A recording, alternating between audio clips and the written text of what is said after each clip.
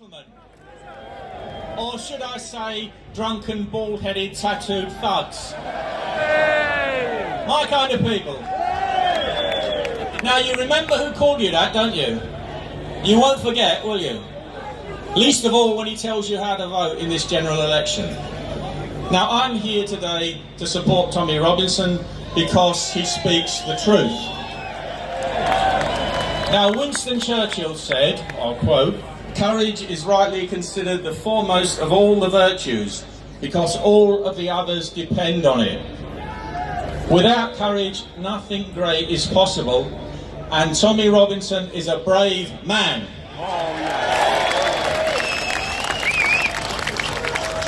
Tommy was a political prisoner and he suffers continuing persecution because he speaks the truth and defends those people who cannot defend themselves. And he has been vindicated in everything that he said.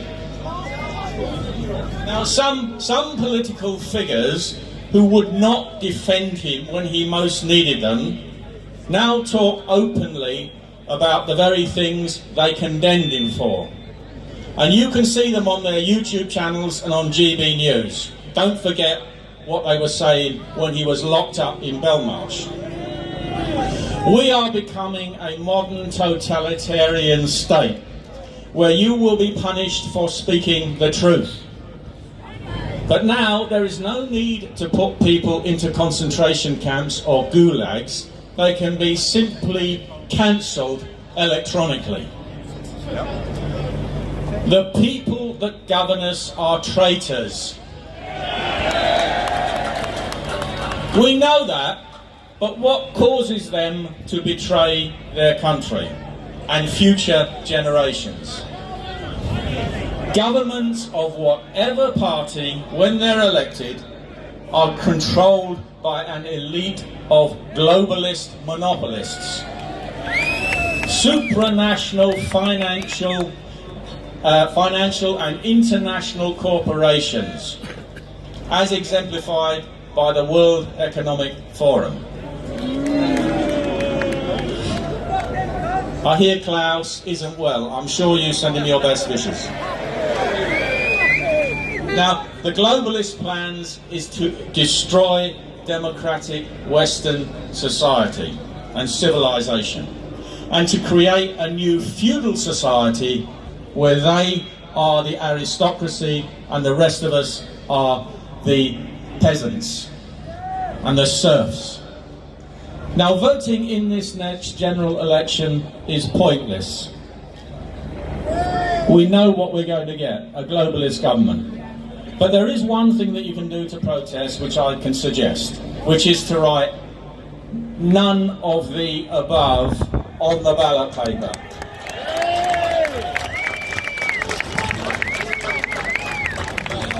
Now, as I said, whoever wins is going to be controlled by the globalists, on whom they depend for funding. If a government disobeys them, funding will be withdrawn. They hold governments hostage in a financial stranglehold. And you don't have to take my word for it. Liz Truss intimated just as much in an interview she did on trigonometry. Go and listen to it. Now, it's taken decades for the globalist plan to mature. The whole of the Western world now faces the same problem. But there are millions upon millions of ordinary, decent people across Europe and the English-speaking world who do not want to live in serfdom and who want their countries and freedoms back.